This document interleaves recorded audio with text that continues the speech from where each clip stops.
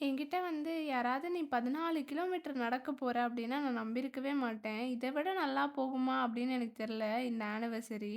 இந்த கிரிவலம் வந்து நான் நடக்கணும் நடக்கணும்னு ரொம்ப நாள் ஆசைப்பட்டேன். ஆனா அதுக்கான டைம் வந்து நமக்கு அமையணும்னு சொல்லுவாங்க. அந்த மாரி தான் எனக்கு. ரேண்டமா தான் நாங்க கோயிலுக்கு கிளம்பி போனோம். அதே மாரி நாங்க போன டைம் ஒரு 4:30 இருக்கும் திருவண்ணாமலை ரீச் ஆக. இந்த ஒயிட் லைனோட இம்பார்ட்டன்ஸ் கிரிவலம் நடந்தவங்களுக்கு தெரியும். நீங்களும் எக்ஸ்பீரியன்ஸ் பண்ணியிருக்கீங்களான்னு கமெண்ட்ல சொல்லுங்க. ரொம்பவே பீஸ்ஃபுல்லா இருந்துச்சு வழியெல்லாம். இந்த கிளிப்ல நான் அட்டாச் பண்றேன். ஓம் நமச்சிவாயன்னு சொல்லி ஒரு மாரி நல்ல வைப்ரேஷனா இருந்துச்சு. மனசே ரொம்ப அமைதியா இருந்துச்சு. என் லைஃப்லயே ஒன் ஆஃப் த பெஸ்ட் எக்ஸ்பீரியன்ஸ்னா நான் இத தான் சொல்லுவேன். வர வழியெல்லாம் நேச்சரு, இந்த மாரி மயில், மான் அந்த மாரிலாம் நெறையா இருந்துச்சு.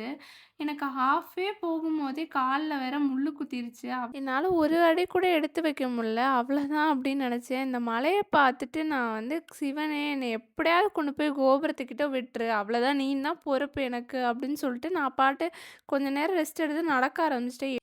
எப்படி எனக்கு அந்த தைரியம் வந்துச்சுன்னு இப்போ வரையும் தெரியல. எனக்கு ஒரு மிராக்கிள் மாரி தான் இருந்துச்சு அந்த விஷயம். போய் அந்த கோபுரத்த பார்க்கும்போது, அப்பா மனசே நிம்மதியா இருந்துச்சு.